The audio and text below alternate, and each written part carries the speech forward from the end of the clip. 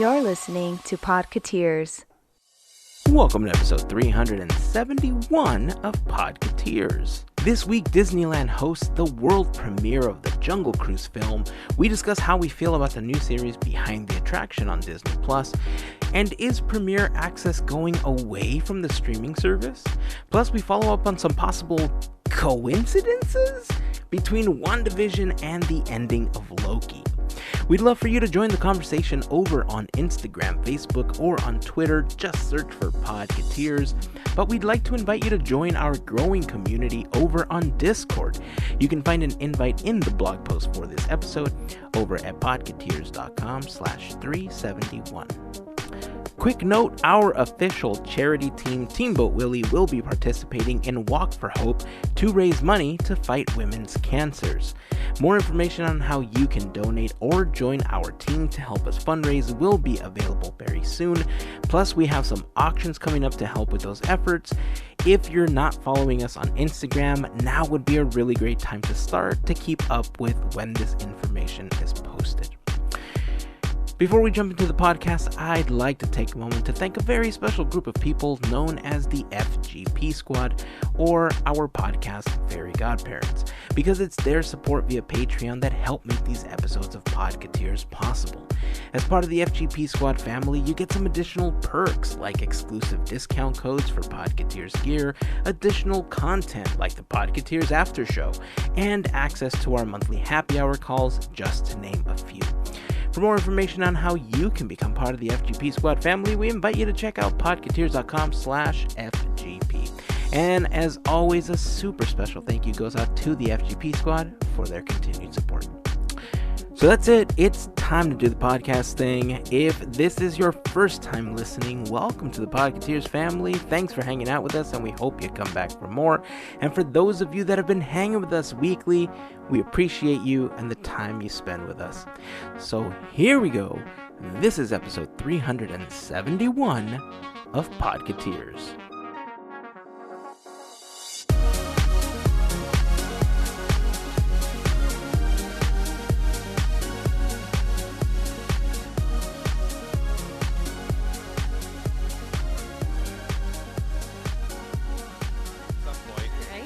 It seems to be working okay. Guess what we just did?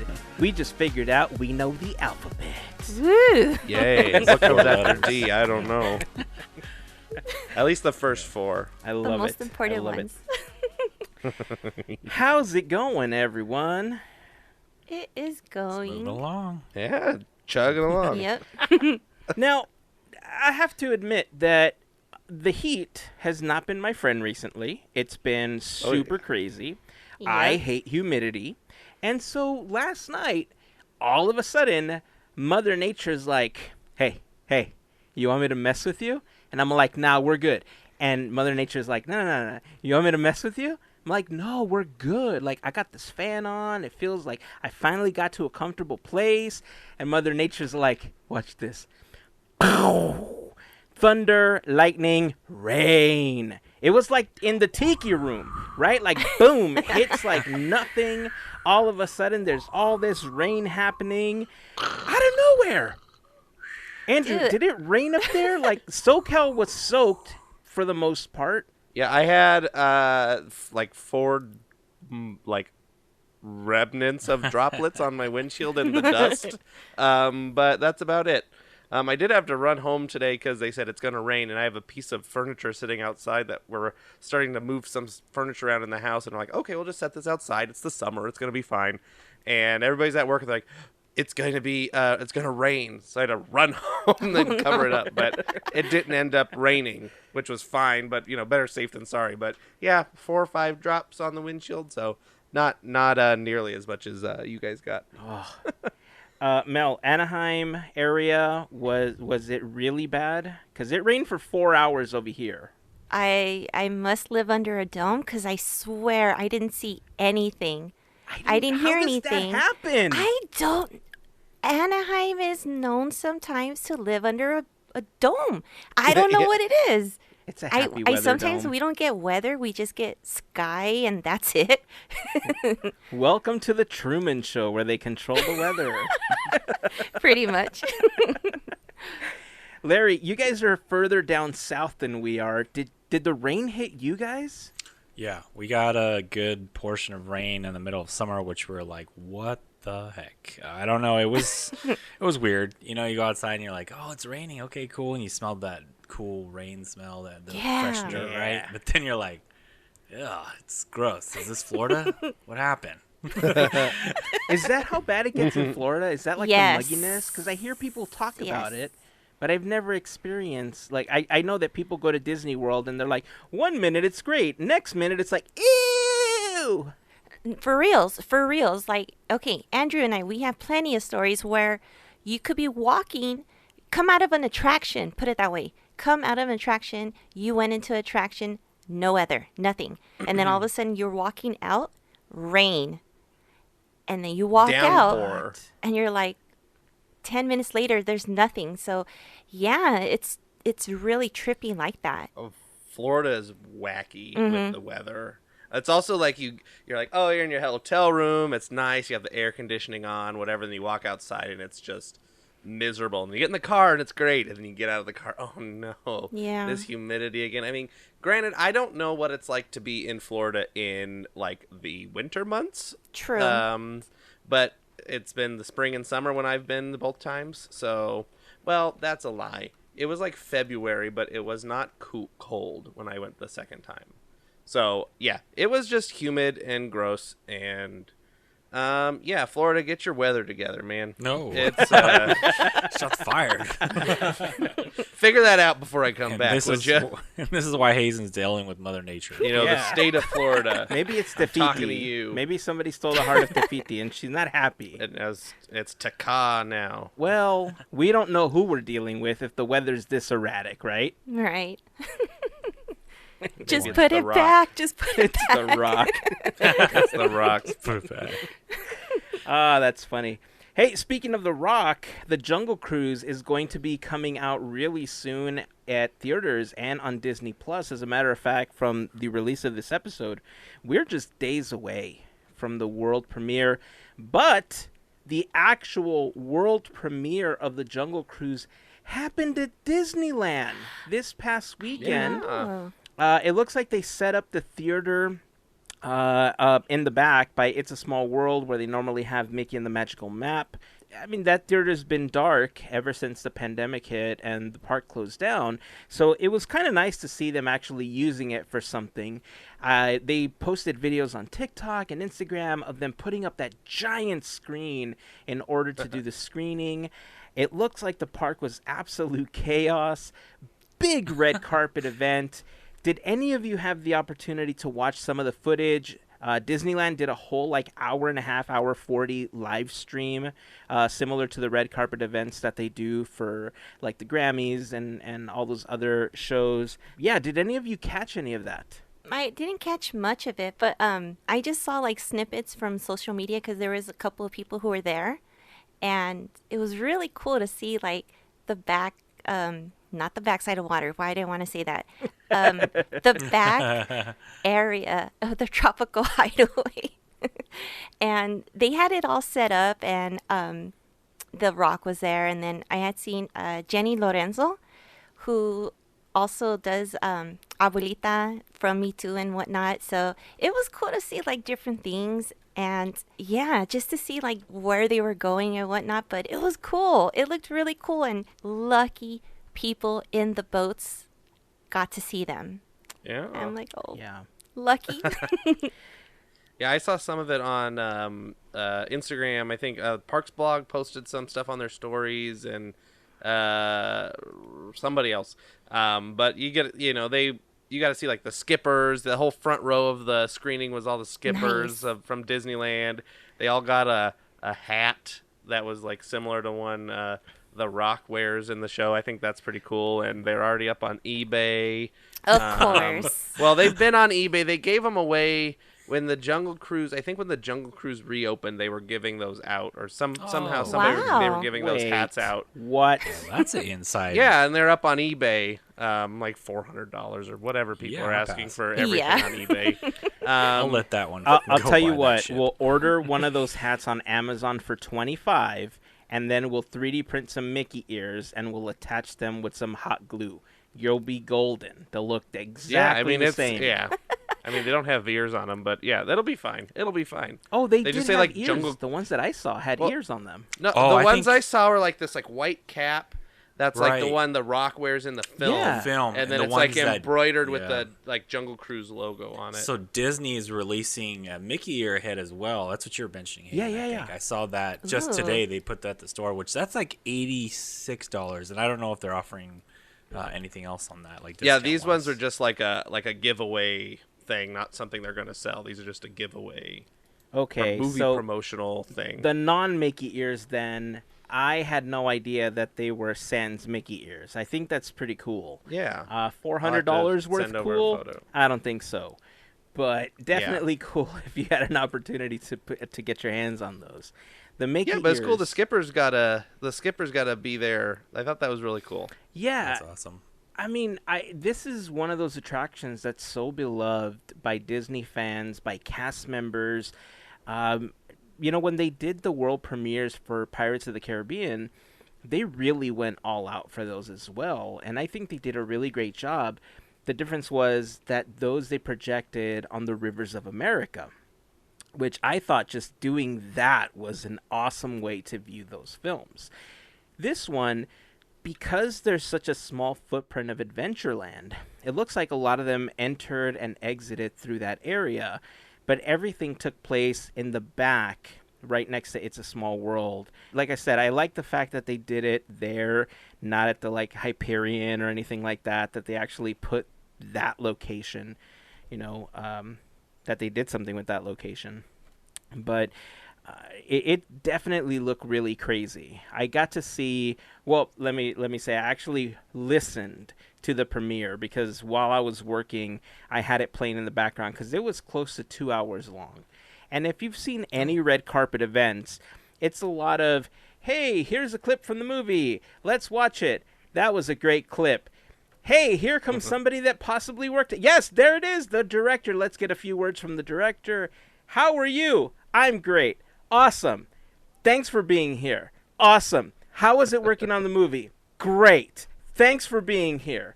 And so it's very formulaic, right? Bring them in, ask them questions, get them out, bring them in. All red carpet events are exactly the same. I think the magic of this one was obviously the fact that there were cast members there, the skippers were there, the ambassadors were there. Justin, who was one of the ambassador, or is currently still an ambassador for Disneyland, actually. He and Rafa are still ambassadors. He started off in the Jungle Cruise.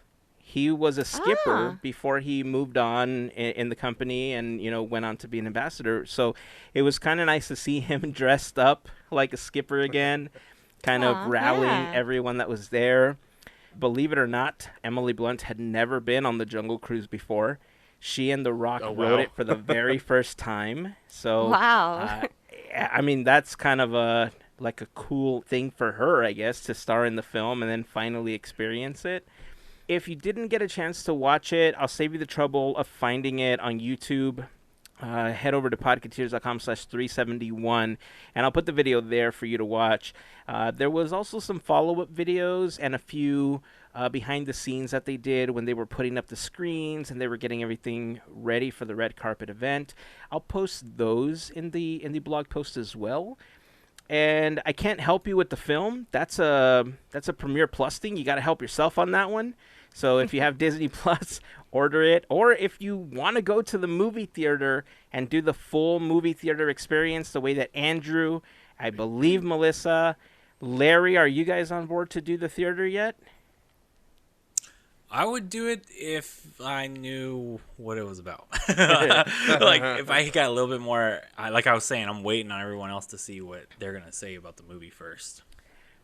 Well, we'll let you know. Yeah. For sure. I'm on pins and needles. Now, I have a question about that because I know two other people that feel the exact same way. I'm on the boat of, I don't even care. Like, I'm not saying that it's bad, right? Pun intended. Yeah. Nice. Great catch. Now, I'm not saying that the movie's bad, obviously, because I know nothing about it. I have seen the trailer, and I kind of have an idea I thought it was going to be more like Society of Explorers and Adventurers, but it doesn't look like it's going to take that route. It's going to be telling the story of the skipper named Frank and, the adventures that they go on. I felt that I owed it to myself to just watch the film because it's an attraction film, right? I watched Haunted Mansion, and that one wasn't great. And I was like, all right, I'll keep watching it whenever I can. And I have many times, more than I possibly want to admit to by this point. But I feel like this is just one of those where, regardless of where it falls, I think you just kind of have to watch it as a Disney fan. I mean, am I wrong on that one, or am I giving it too much credit? Like, what do you guys think? I think they've learned their lesson, I guess, maybe. Where, we had Haunted Mansion, we had Country Bears, and they kind of took a long break on making attraction films. So, I mean, they've had that Haunted Mansion movie in development for who knows how. I can't even remember when it was announced, the Guillermo del Toro one. So, forever. yeah, and then he's not even attached to it anymore. And then da-da-da. Anyway. Space Mountain movie, all this other stuff. Magic Kingdom, Kingdom Keepers movie. Like, there's a bunch of stuff that's in development. Who knows when it's ever going to happen? So, I think you're right. I think if we want to keep getting attraction films, which I don't know if you want to or not, but if you want to, then you have to go out and support it to keep them thinking that this is a viable thing to make movies out of. Yeah. And that's a great point, too, because remember when we talked about the possible SEA series that's coming to Disney Plus, and how there was all these rumors, there was possibly a producer and a director and everything attached to it. At the time, our speculation was that the Jungle Cruise movie would lead directly into that and create a cinematic universe for the SEA. And pretty much expand everything that was in the parks, but in movie form and on Disney Plus, the same way that they're doing with the MCU. I mean, I know I'm not alone in saying that I think that would just be phenomenal. That would be fantastic. That would be a really great way to bring these Easter eggs and these gems of storytelling from the parks and tell the story in a different way, in a long-form manner where a lot more people can be just a part of the SEA in general. But the more that I'm finding out about the Jungle Cruise, the more I'm seeing that that's not the case. Unless they make something in the Jungle Cruise canon.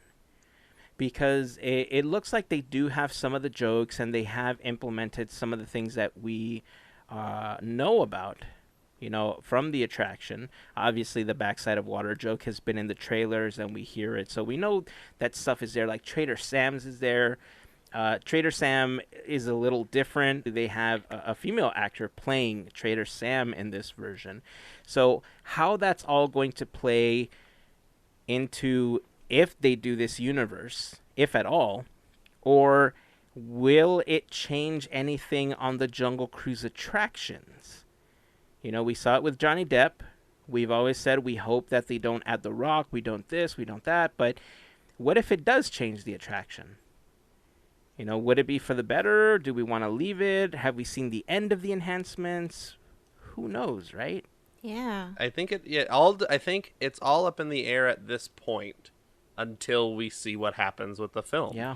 If it's a this is what brings all the movie theaters out of the rut that they're in, and everybody has to clamor back to the theaters to see The Rock and Emily Blunt ride a boat.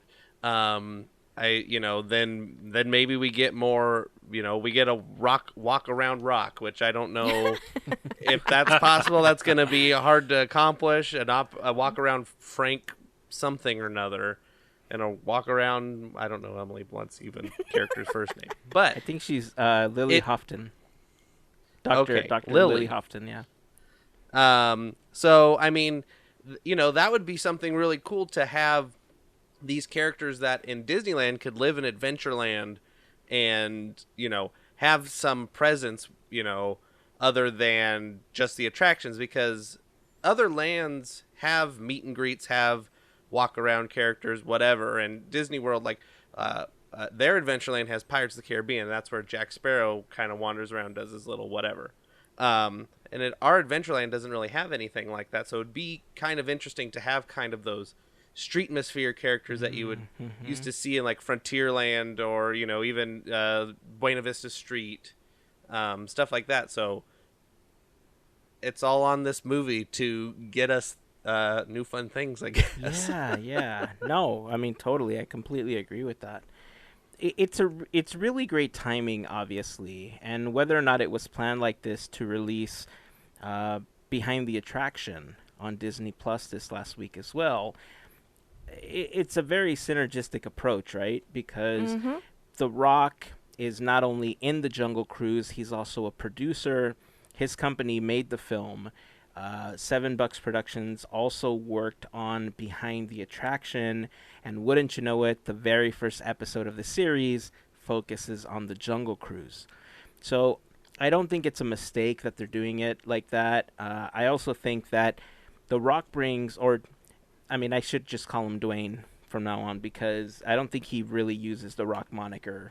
He really just goes by Dwayne Johnson now. But I think the way that he approaches projects is, he puts so much into them and so much of himself into it that I don't think I've ever been disappointed by something that I've seen him put together, like his production company put together. Like, it's always really well done. I've been watching Behind the Attraction, and, the Imagineering story, I think, brought this element of knowledge about the parks and what the Imagineers do in a very documentarian storytelling way that seems serious, right? Right. But Behind the Attraction brings this it does the same thing, but it does it in this really zany, fun way, in the way that they're tossing out jokes and the way that they're talking about certain things. Have any of you started watching Behind the Attraction yet? Yeah, definitely. I've watched all 5 that are Right out. Right on. I knocked them out pretty quick. I think we watched 4 at once, and then we watched the final one this past over the weekend. But I know it's made by the same people that did the Toys That Made Us. Yeah. On Netflix, but it also reminds me of, the style is all those, like, I Love the 80s, remember that on like VH1? Oh, I don't know yeah. if it's the same company, but it's all the same stuff, and I really like those shows. So it's it's really kind of a fun thing to kind of pull these things out and kind of have a little bit of humor and a little fun with them. And Paget Brewster did a great job of narrating everything.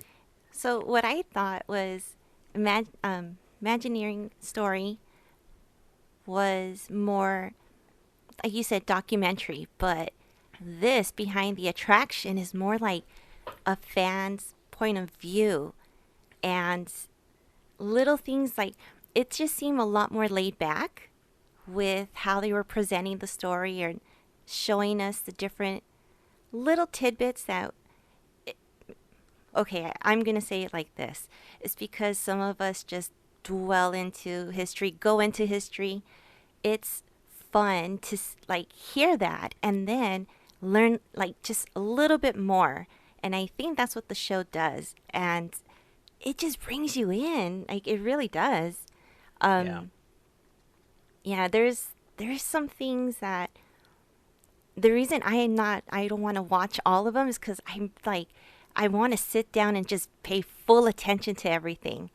And that's why I stopped at episode 2. I'm like, okay, that was a lot.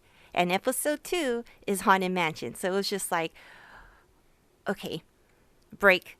The next one, it just gets fun. And it's like, no, I want to wait because I don't want to finish it yet. Yeah. So it's fun. It's totally a fun ride while watching it. Yeah, definitely. And I think they set it up in such a way that they did take some of the most iconic attractions and they laid it out in an order where they knew they were going to captivate people enough to watch the rest of them and then come back for a season 2 later on, right? Because it's Jungle Cruise, Mansion, Star Tours, Tower of Terror, okay? And they do talk about Tower of Terror into Mission Breakout, and then Space Mountain is what they cap off the first season with. What I like about it is how they get into not only the attraction at Disneyland, but how it inspired the attractions at the other parks, the differences, how they had to work the differences, and how they worked the culture into each one, which I thought was really interesting. Now, I will say, and this was something that Andrew commented on earlier before we started recording, it's that for a lot of us that tend to watch a lot of videos, a lot of documentaries, a lot of behind-the-scenes Disney things, a lot of the things that you're going to find in Behind the Attraction, you may already know. I mean, I think when I was watching the Mansion one, I knew like 90 to 95% of what they were saying in the episode because I just love the attraction so much that I try to keep up with anything new. I try to read as many articles as possible, etc. So if you are into reading stuff about Disney history, a lot of it may not be new to you, but the presentation is really well done. And that, I think, is what's really fun about it. One of the things that I've really enjoyed about this series is how they've begun to highlight Imagineers that we normally do not hear about. Because we have our fan favorites and we have the ones that become the face of Imagineering, like our Joe Rohdes and our Tony Baxters, right? And Joe Rohde is a part of this series. But you begin to find out others that worked on these huge projects whose names you've never heard of before. And I know that when I was watching the Mansion episode, I kind of lost it. Because when we were watching it as a family, and I almost giggled like a little kid when I saw Dan Joseph come on the screen. Daniel Joseph is the creator of the new Hatbox Ghost, right? And he's always been this huge Yale Gracie fan. And I remember meeting him at D23 years ago. And when I knew that he was the one behind the Hatbox Ghost, I kind of like lost it, right? I was like giddy. I was like a little kid at Christmas. And so seeing him get highlighted and seeing how he's going to become a much bigger household name because of something like this, and seeing the other Imagineers do the same, I don't know, it brought this happiness to my heart that, we've talked about before, that there's all these unsung heroes at Imagineering that you never hear about. Like, this is the opportunity to sing the praises of all those heroes, right? And I love that about this series. Yeah, it seems to be like a good, if you thought, if you're a person and said, oh, the Imagineering story looks very daunting. It looks like it's too much information, something I don't know a lot about, and you want something a little more light, a little more, easygoing. This kind of gives you the good, the good basic history of things in a good overview and a fun tone that is not really going to overload you too much, but it does give you a lot of good information. That's a good way to see it. Yeah. Yeah, it gives you a good jumping off point to see if this is something you're more interested in, and then you could go into the Imagineering story and really go in depth with the company and the Imagineers. But Hazen, this is the first 5 episodes, I'm pretty sure, are just the first half of season 1. There's another 5 that, at least what they've announced, there's another 5 that's technically part of season 1, I think. They just haven't said what they're going to... I thought the other 5 were going to get split up into season 2. I don't know. When they originally announced it, they said, here are the first 10 episodes. And then on the page, the Wikipedia page I'm looking at, they list them 5, 6, 7, 8, 9, 10. So I don't know. Okay. So I don't know exactly what's going on, but originally when it was announced, they said, here's the first 10. And I took that as to being a first season, first whatever. So I think they might just be, maybe we'll get another 5 in 5 weeks or something, giving people a good chunk they're doing a weird thing because usually like, okay, we're releasing one a week, one a week, one a Yeah. week, one a week, and then here's all 5 of these. So I don't know what they're doing with that, but yeah, I mean, we know what the next 5 are, at least. You know what? I just saw the list. You are absolutely correct. I thought that they were going to end up splitting up the other 5 as a new season, and that's why they released only the first 5. Maybe they changed their maybe they changed their mind because the other episodes don't even have a release date at this point. True. But Which we didn't know a release date of this until not too long ago anyway. that's true. That's true. But the next 5 episodes that Andrew's talking about revolve around the castles, which would be the 6th one, the Disneyland Hotel, It's a Small World, trains, trams, and monorails, and then the Hall of Presidents caps off all of the episodes, at least that they've announced thus far. Yeah.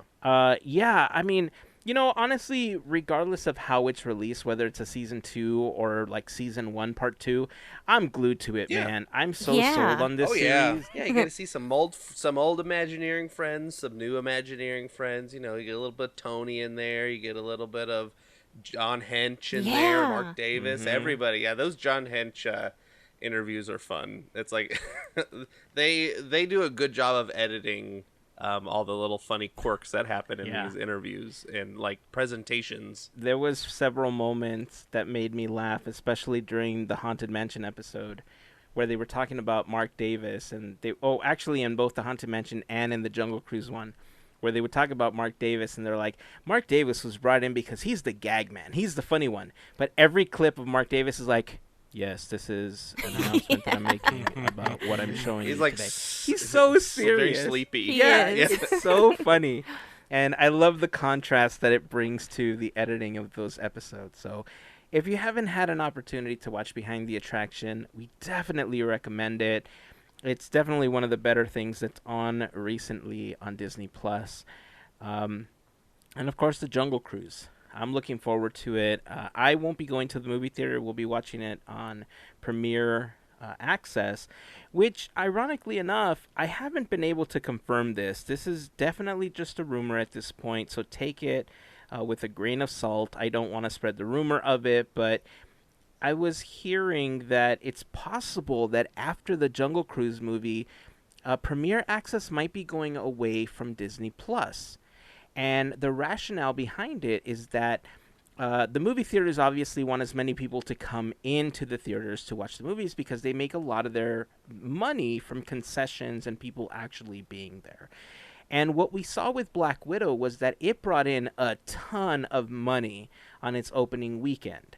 Now, Disney did not release any further information about what happened after that initial weekend, but we did see that it brought in close to 160 million gross revenue, and that is not a number to laugh at. Just from Disney Plus, I think they brought in like 80 million opening weekend. And 80 million is a lot that the movie theaters would lose out on. I know that Disney's trying to keep as much money as possible during the pandemic. They're trying to cater to people's needs as much as possible.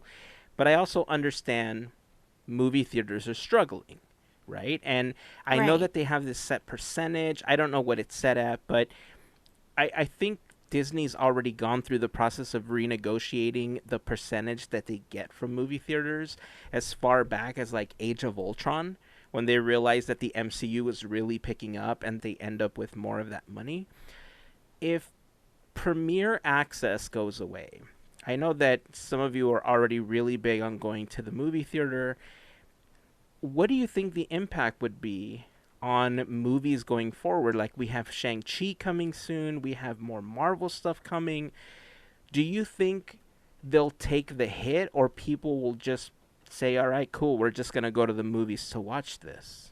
That's a real toss-up. I think with some of these bigger Marvel films, that might be what they're banking on draw-wise to kind of bring these back, the theaters back, bring people back to the theaters. Because, I mean, you look at the Black Widow, what'd you say, 160 million or something? Yeah, it was like 160 gross revenue. Disney Plus brought in 60, and then domestic was 80.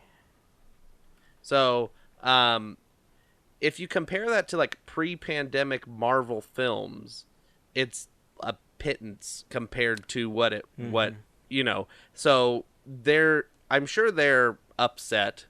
Black Widow was made before times where I don't know what the budget of Black Widow was, but I'm sure it was a good chunk of change, and who knows if they even made most of their money back or not.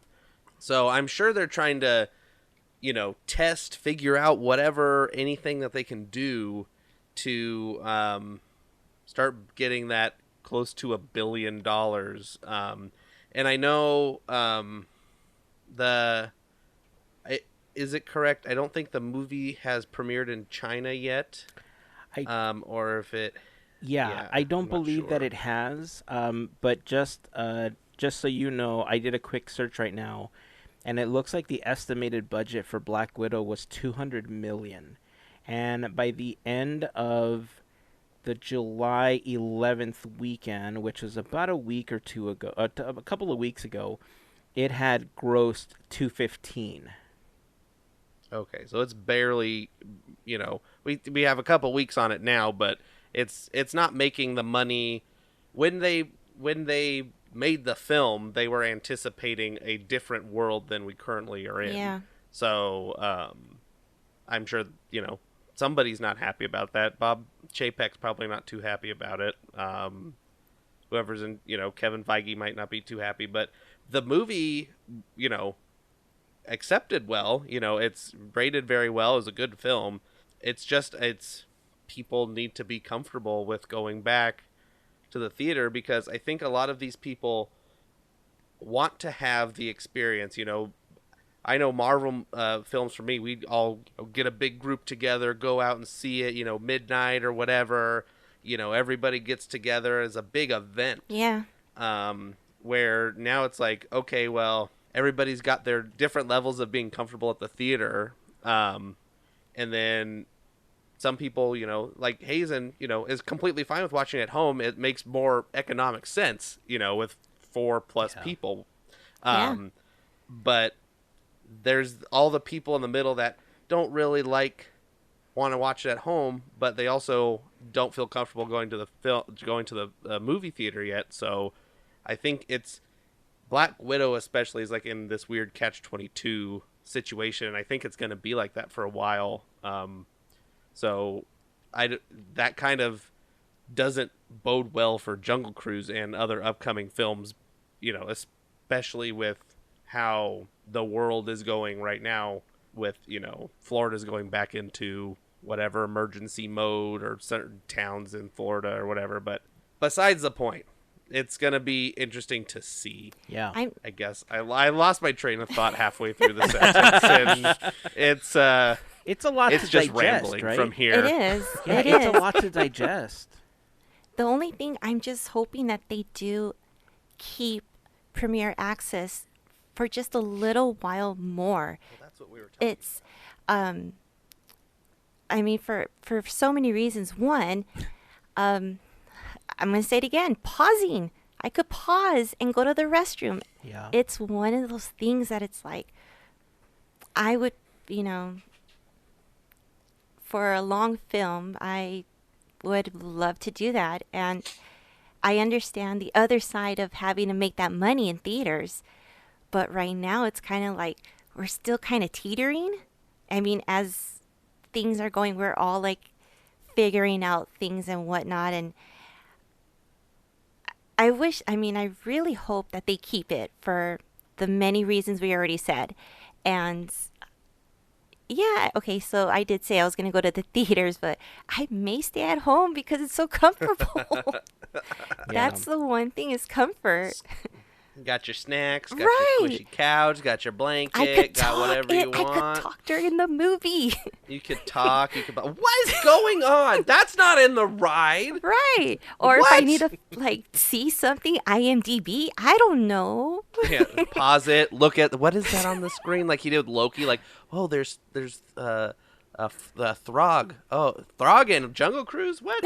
Like, Right. So I mean, you have Thorough. that kind of thing, and you know, a lot of people have been doing that. They've been able to watch a movie, and you know, check really fast if who saw how many Easter eggs and the list and whatnot. So repeatability too. Like you Yeah. brought up before. Yeah. You can watch it however many you once you have it on Premier Access, you have it until it's on Disney Plus. Yeah. So that's that's a great advantage. You can, for the money you can watch it, you basically, for a couple, Tina and I spent, $28 to go to just for the tickets on Fandango or whatever. Not an ad. But then then we got there like, oh well, we want a soda. We've talked about this before. Want a popcorn, want a candy. We've got $50 or whatever just for the two of us. So it would have been cheaper to stay home, but you don't have that movie theater feeling. Yeah. That everybody, I'm in the live theater business, so it's a kind of thing that everybody knows it. The feeling you are there, it's like this is an event, this is a thing, and we've talked about it before. But yeah, I'm gonna stop talking. Keep rambling. This kind of applies exactly this point that you bring up. Applies to me very recently. My family came up from Northern California to visit us, and a majority of them hadn't watched Black Widow. They were Spanish speaking, and I got to watch it with them in Spanish, which was really cool. nice. But I put English subtitles because I'm not bilingual. But that was pretty cool to watch that with them. But for Disney, that's not cool. Because now I just gave the, 6 in total, I would think, more people not only an additional view, but some a first view, and they might never go watch it in the theaters. I'm kind of on the side of, I would love to be where Melissa's at, where, keep it going. We don't feel like this is a point. You need to give, if you're going to truly test something, like there's got to be profit margins they're making by not putting this in theaters and putting it direct on their, platform. That's not, they don't have to worry about no middleman. There's got to be different profit lines there. But the other side of me is thinking, this is probably going to be something that goes back to the theaters. There's just, and looking at Disneyland, you look at that example, they say they reduce capacity, but really, we're seeing the parks pretty full. This is the same thing. They would be like, we need to put these back in the theaters because that's the only way we get people back to go watch it, pay that full price, and it supports the theater. I would think what may get renegotiated is what we have been seeing prior to this, which is the streaming companies trying to get an edge, is the time it's available in the theater before it becomes available on a streaming service. And this makes sense to me because now you're doubling up on profit, because you go, hey, you could go watch it in the first month, or even I would think they'd push it 5 weeks or 6 weeks. After that, between the time it's not on available Disney Plus streaming, you could pay $30 or wait until it becomes available, which is like probably 8 to 10 weeks of it later. So, I mean, that's where I think that's going to happen quick. I do feel like we might, like what you're seeing, that rumor, we might see that come to fruition real quick, that they say the next 2 Marvel movies are straight to the theater first, and then if you want to watch it on Disney Premiere, you have to wait at least 4 to 5 weeks, something like that. Yeah, other studios were doing that pre-pandemic. They were Right. First couple weeks in theaters, and then you can watch it on HBO or one of the other pay streaming service those other like services. Vudu or something. So it's not an unheard concept. So it's I don't see why they wouldn't try and make as much money as they can off of it. Yeah. Also while appeasing the movie theaters. Yeah. I mean, there's definitely a lot of pieces. I mean, you made a lot of really great points, Larry. I think what you're saying would play really well with what we talked about not too long ago, where if they could cut a deal where they say, look, we won't make it available for 5 weeks for free on Disney Plus, but what if, we subsidized your ticket and we gave it away for a single viewing, for repeatability, or we offered it at a discount rate, like $15 versus $30 if you show us a scan of your ticket stub or something like that, right? That would be a great approach on a consumer level, because it does give you the ability to get the best of both worlds if that's something that you want, right? You get the theater experience, you get the pausing and taking your pee break whenever you want to, aspect of it. But in general, the theaters are just at a point where they need the revenue. They've suffered so much. Streaming services blossomed during the pandemic because people were always home. But the further that we get into it, like you were talking about, Larry, Disneyland keeps reopening up and more people seem to be coming. They want to do the same thing with theaters, right? And so if you think about it, in the MCU, there's a handful of movies that are really, like, people are just looking forward to seeing these films, right? Obviously, Spider-Man is one of them. Doctor Strange is another. Quantumania. So why haven't we seen trailers for them?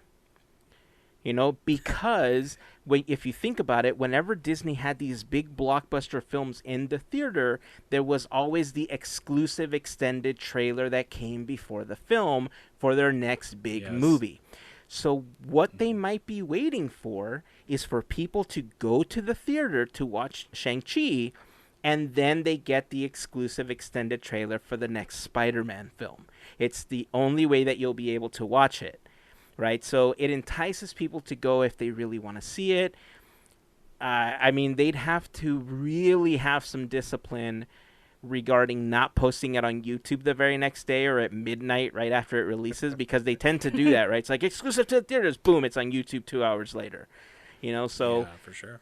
There would need to be some discipline. It would make sense for them to do something like that. But overall, I will tell you that I missed that experience you're talking about, Andrew. The get a group of people together, midnight release, go watch the film, stay up till 4 o'clock in the morning, feeling like you're dizzy from staying up. But it's like, yeah, Thanos, man, yeah. He went like this. Everybody was gone. Yeah, it was great. It's like you feel like you're half drunk from not sleeping. Worth it. Yeah, totally. And you don't get that, right? You could try to mimic that at home, but it's weird because you just fall asleep on the couch and it's like, ha ha, old man. My kids do that to me all the time. It's not fun. Start the movie at midnight, happens. fall asleep at 12:30. Yeah. And have as to watch much it the next day. Yeah, and as much as Disney's really tried to cater to that group of people by adding like the party aspect where multiple people can watch it together, you can interact, it's not the same. And I will be the first to say that, when you go to the movies, you really shouldn't be talking about it anyway. You should be enjoying the film and then talk about it after. But the camaraderie that comes along with it is definitely something that I miss. All the times that we went out and did Podcateers Day at the movies, man, those were some of the funnest get-togethers we did. So I think getting to a point where we can do those again is certainly something I'm looking forward to. I'm considering doing the whole movie thing and renting out the theater like they allow you to do for up to 20 people, where, I can get a bunch of friends and family that I know I feel safe around, and then we can watch the movie together. And more places seem to be doing that, and it seems to be working, right? So I think, like you said, Andrew, that comfort level is going to be different. I think I've expressed where my comfort levels lie, but finding those ways to get people back to the theater is going to be crucial for the survival of these establishments. But more importantly, if Disney doesn't make their money back, we're not going to get these films anymore, at least not to this blockbuster level that we were used to seeing prior to the pandemic. So many things to think about. I'm definitely, again, Jungle Cruise, looking forward to it, regardless of how I think it will tie into the attraction or into the SEA lore that we hope comes to Disney Plus at some point. If Premier Access went away, do you think you would be more likely to go to a movie theater? Would you be more likely to rent out a movie theater with a bunch of friends and family to watch a film? Or would you just wait the 5 or 6 months that was customary to wait when a movie finally went to Blu-ray? Before. Maybe that's the timeline we're going to be waiting for again for something to premiere on Disney+. Sound off in the comments section. Join the conversation over on Discord. If you haven't joined us there yet, it's super simple. You can join our community by going over to the blog post for this episode, podcateers.com/371 or podcateers.com. You'll see an invite to the Discord server there. Click on it. It'll launch the link. It'll get you signed up within a matter of seconds. We'd love to hear your thoughts, and let's continue the conversation there. A couple other things I wanted to bring up to wrap up a couple other things that we talked about. But before we do, I do want to remind you that this episode of Podcateers is brought to you by a fantastic group of listeners known as the FGP Squad. The FGP Squad is, we call them our podcast fairy godparents, but they call themselves the FGP Squad because, quite frankly, it hurts your thumbs less to type out hashtag FGP Squad than it does hashtag Podcateers Fairy Godparents. And I don't blame them. FGP Squad, they're awesome. They help us out with a monthly contribution via Patreon. And that contribution gets you some additional perks like the Podcateers Happy Hour call that we do every month. We have exclusive discount codes. There is the Podcateers After Show. You get random mailings, all sorts of good stuff. If you have any questions, feel free to reach out to us. You can also go to podcateers.com/FGP for more information. There you'll find the info on how to sign up on Patreon, what it's all about, a list of some of the FGP Squad members. So to all of the members of the FGP Squad, we just want to send a huge thank you, as always, for your continued support. Oh, before we continue, also, I do want to mention that Walk for Hope is going to be Teamboat Willie's next event that we're going to be participating in. We're going to get that page up and running very soon. We're going to be raising money to try to fight women's cancers because cancer sucks. So we are going to have our page up very soon. If you want to join our team and help us fundraise, all of that information is going to be available very soon on podcateers.com. If you follow us on Instagram, we're also going to be posting that info there. You can either make a donation or you can join our team and help us fundraise. We have some auctions coming up for some items that we have from recent park trips. Also some things that people have donated very generously to help us out with our fundraising efforts. And some other stuff that's going to be coming up as part of it. More information coming soon. Super excited about it. Stay tuned for that. Okay, so before we wrap up the podcast for today, I had to wrap a couple things up that we talked about in previous episodes because it was super exciting. We actually talked about this in the after show. Remember, we were talking about how if you synced up the last episode of WandaVision and you synced up the last episode of Loki, and the moment that Scarlet Witch becomes the Scarlet Witch, right? That Wanda's all like, hurrah! And the transformation happens and stuff. That you see the red magic in the background in Loki. And then Kang is like, oh, we've crossed the threshold, right? And it's supposed to sync up and it's like, boom, that was the moment. Well, Kate Herron, who directed the episode of Loki, has confirmed that was just an accident. She said it was just a coincidence because at the time that they were airing the final episode of Wanda, they hadn't even filmed episode 6. Now, here's the deal, though. She could just be saying that because she's required by Kevin to say that. True. But it could just be that they're throwing this red herring out there to kind of get us off the scent because people are getting too close to figuring out what's really happening in the MCU, right? So if that's the case, then awesome. I think everybody's on the right track. I've loved watching all of these videos with all of the speculations that people are bringing to the table about the shows. I love just kind of hearing all of the theories and how they possibly connect, because it's funny that the theories end up helping me learn more about the characters and the stories in the comics, right? Because I want to confirm what people have said, and I jump into this rabbit hole where what should have been a 15-minute dive into something turns into 9 hours of, oh my God, I should have been asleep 8 hours ago.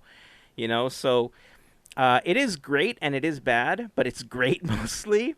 And this whole theory of how they sync up, she may have said, okay, that it was coincidental. I don't believe her. I'll just say it. I don't believe her. Not one bit. No.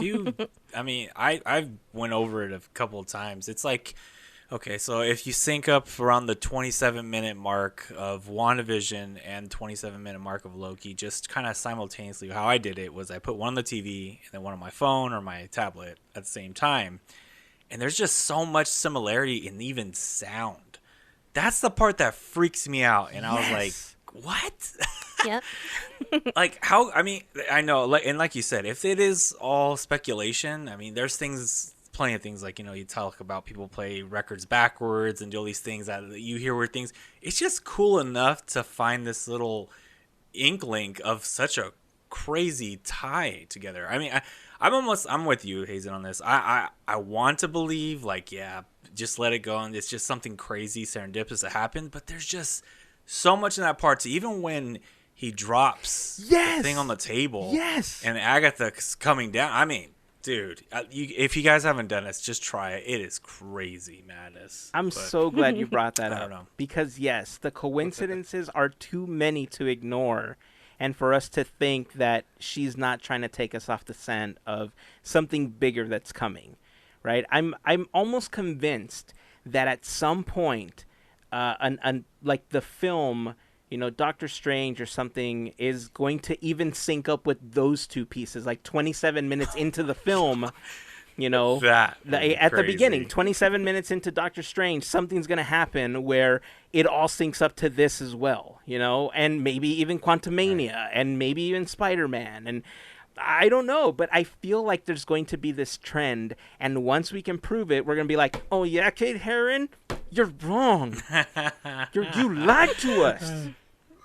I would just be like, yeah, a good way to pull one over us, because that's their job. They can't if they let that out so quick, then people like us are gonna, just like you said, just keep going with what we already see. But I think just asking all the rest of you guys on this, when you watched Loki's season finale and that part and that scene when he's going off and he's talking about, didn't you just feel like the timing was awkward when you were watching that scene originally? I did. That's what first kind of led me to this, like, what? Why is he like? Who's he talking to and what's he doing? Like, that part alone, watching it, what did you guys feel like the first time you saw it? It made you think. It made you think a little bit, and it's the music. Because the way that they, like, you're talking about how they tied in the music and everything's happening, you're just like, wait, what? That's when we started seeing, like, the red and whatnot. And we don't know what's happening at the time, but yeah, it was just trippy. Just trippy how everything played out. Yeah, it was. It's hard to remember, but I'm trying to think back, and I agree with what you're saying. Like the timing, like the pacing of okay, these lines. Why are these lines going slow and these lines are going fast? And and why are we lingering so much on this kind of thing when we could be building? We could be doing something else, or whatever, or ending this sooner because they don't have a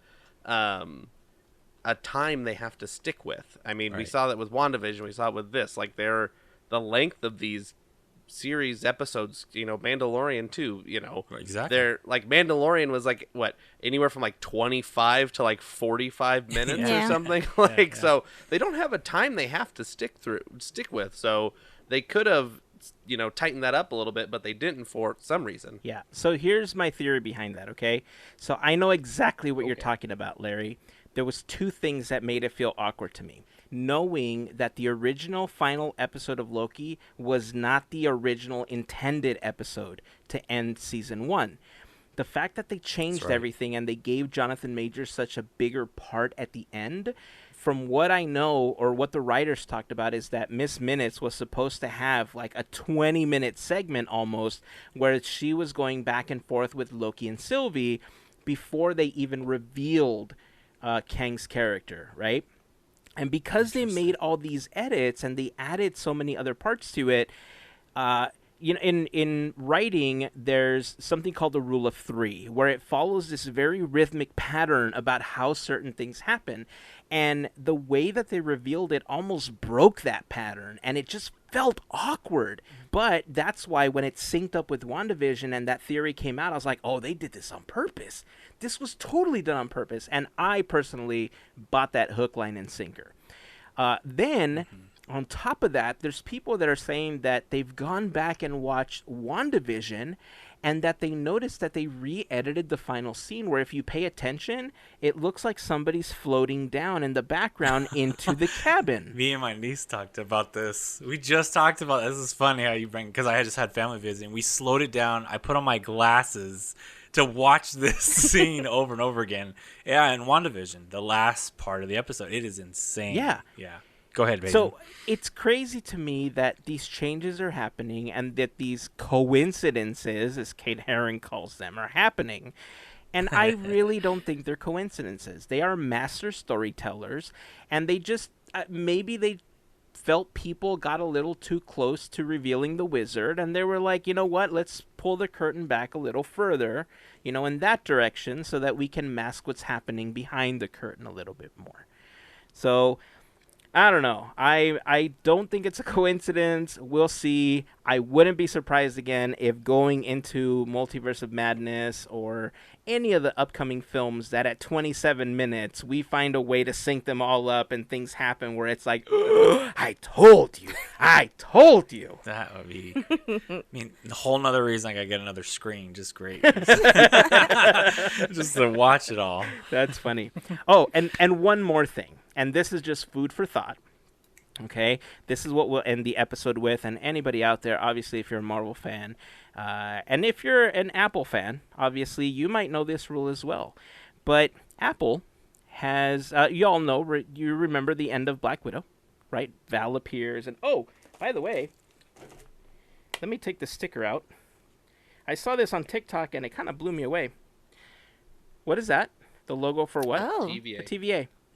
TVA. Yeah. He's holding a TVA logo. What does it say now? Val. Stop. Oh my God. If you flip over the TVA logo, it spells out Val. Uh-huh. Now, here's the thing. Are you kidding me? Here's the thing. What? Oh, At the end, we show Val, right? She appears out of nowhere, right? And so there's speculation that Yeah, maybe old she iPad. had her own, maybe she had her own way of teleporting to, to do that scene and stuff. And then she shows this picture of Hawkeye to Yelena, and it's like, oh, you want to know who's responsible for the thing with your sister, blah, blah, blah, right? And everybody's like, da-da-da, leading into Hawkeye. But here's the thing, though. Apple has a deal with Hollywood where they do not allow their devices to appear in the hands of villains. They only allow their right. products to appear in the That's hands true. of heroes. So what does Oh that my gosh. make I had no Val idea. and Yelena? Boom! Wow. No, you're absolutely right. That is a contract Apple's had for a long time. Whoa, okay. I don't know. Right? That's pretty good. So Wow. that's what we're going to end the episode on. Food for thought. Join the conversation. Hit the comment section. Let us know what you think. Join us over on Discord. We'd love to hear your thoughts on this, any other theories, anything else that we talked about in the episode. Any final thoughts before we wrap up? Random thing, not related to anything I was talking about. I went on the Apple Podcast listing for Podcateers, and since I'm a little vain person, and I was like, oh, has anybody commented or said anything since we started? There's not been a review of Podcateers since 2018. And so, you know what, friends, everybody out there, FGP, if you haven't, maybe go write a nice little thing. It doesn't have to be about me. Just a 5-star review. I know Hazen probably doesn't like to, ask for reviews and stuff, but I'll do it because why not? Go write a nice thing, and maybe more people get a listen to this show. Because 2018 is quite a long time away, ways back for not having a review. So that I just happened upon this week, and I thought I should bring it up. So that's my final thing to say. It's a great thing to wrap up on because you're right. I don't like to ask. I'm very fragile. Only nice things. Only say nice. If you don't have anything nice to say, then don't say it. But if you have something nice, it would be nice to hear from you. It's like I said that in a weird syncopation. it's like on the Jungle Cruise, right? It's like, if you enjoyed this podcast, my name is Hazen. Please make sure to leave a comment. If you didn't enjoy it, my name is Alfred. That's so good. Mel, Larry, any final comments before we wrap up today? I'm good. No, I'm still tripping out on Val. I know, right? Yeah, I think that was a heavy moment, folks. Just to reiterate, the TVA logo, flip it over. It might be somewhere else. I don't know how you found that, Hazen, but that is just, man, TikTok. Bum, is bum, what bum. Crazy. All right. crazy. That's going to wrap up this episode. So until next time, keep dreaming, keep moving forward, and always remember to pass on the magic. Have a fantastic week, everyone. Bye. See ya. Lates.